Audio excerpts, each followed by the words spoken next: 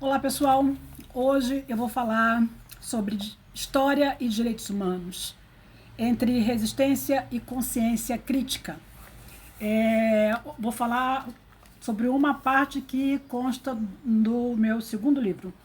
Este livro eu lancei como resultado do meu mestrado em ensino de história. Isso se chama Respeito é Bom e Eu Ensino. Direitos Humanos e Ensino de História. Eu lancei pela editora Dialética, tá?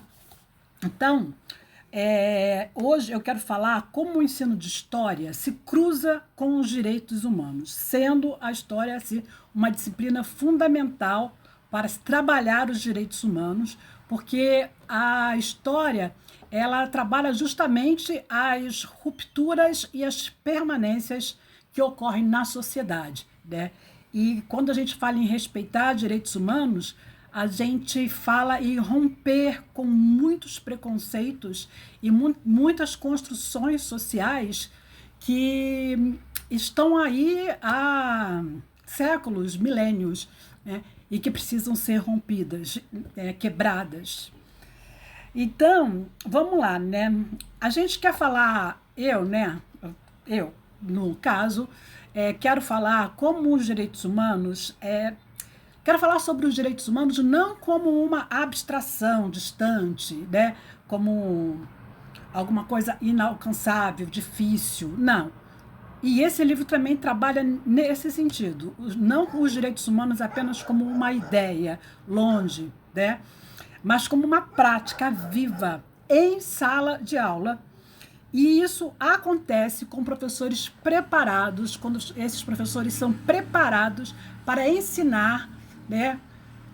Ensinar história de mãos dadas com os direitos humanos.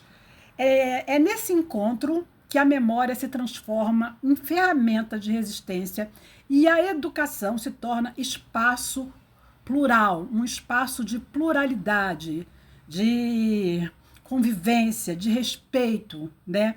A história, quando ensinada com um olhar crítico, não apenas narra fatos, mas também revela feridas, silêncios e lutas.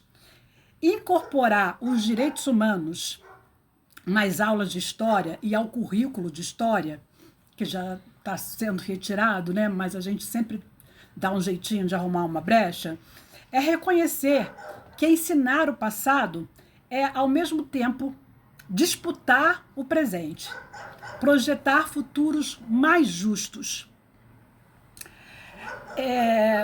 Esse cachorro hoje não está a fim de me deixar trabalhar, né? Pois é.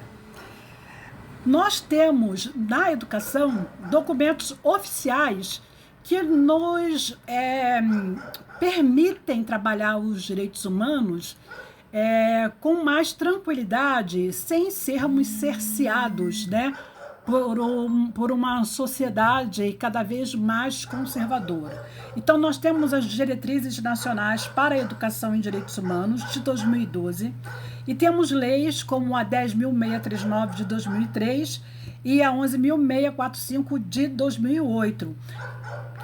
Esses documentos mostram que a relação entre história e direitos humanos não é uma opção do professor, tá? É uma exigência do currículo oficial. É uma exigência fora de estar dentro do currículo ou não, é uma exigência legal e ética. Ainda assim, o desafio é imenso. Diante dos chamados usos públicos da história, como diz a Callas no texto dela, né? Onde revisionismos históricos rasos ganham cada vez mais espaços na mídia, né? E nas redes sociais, e cada vez são mais amplificados, é mais do que fundamental a gente falar sobre direitos humanos, confrontar com a legalidade dessa luta de ensinar história de mãos dadas com direitos humanos, para disputar com coerência a memória social. Não deixar que a memória seja dominada por senso comum e revisionismos rasos. Isso é muito importante. Será que os professores de história conseguem formar consciências críticas? Isso é um conceito complicadíssimo de se trabalhar. Eu tive que estudar muito, né, para compreender esse conceito de consciência crítica e até hoje a gente não consegue, eu não consigo ter pleno domínio desse conceito, porque é um conceito realmente complicado. Mas como a gente consegue formar consciências críticas em nossos alunos em meio a tanta fake news, né? E tanto efeito de histórias distorcidas, né? De respostas rápidas, porque é mais interessante a gente acreditar naquilo que é mais fácil de entender, né? Então, como uma pessoa vai querer pensar, ter o trabalho de pensar para desenvolver uma consciência crítica, se existem respostas fáceis, porém falsas? Então, o professor de história, acho que todos os professores, mas no meu caso aqui eu estou defendendo o meu peixe. O professor de história tem a obrigação, né, de intermediar e de quebrar essas falsidades históricas que tentam nos impor, né? Habermas, que é um grande filósofo, lembra que o papel do historiador não é julgar o passado. A gente não está aqui para julgar o que aconteceu, né? Mas de garantir consciência crítica às novas gerações. É o nosso papel. Por que tantos professores de história são perseguidos nas escolas, são os mais vigiados? Por quê? Porque o nosso papel o nosso papel é o de desenvolver essa consciência crítica nos alunos. É o nosso trabalho e a gente não pode fugir disso, né? Eu estou falando muito, né? A escola, nesse sentido, é trincheira para gente, para professores de história, professores de humanas. A escola se torna uma trincheira. Ela pode reproduzir discursos dominantes, que todo mundo aceita porque é fácil, as respostas são fáceis, mas também pode ser espaço de resistência, sim, né? De hegemonia alternativa, de contra-história. Do Plano Nacional de Educação em Direitos Humanos de 2006, as leis que obrigam o ensino de história e cultura afro-brasileira e indígena, vemos como essas pautas nasceram das lutas sociais do final do século XX. São conquistas históricas contra silenciamentos históricos.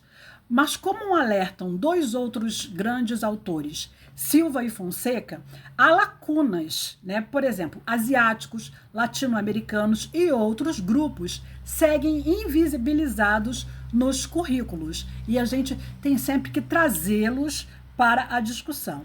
E tudo isso está discutido nesse livro Respeito é Bom e Eu Ensino, da Adriana Cronenberg, que sou eu, né?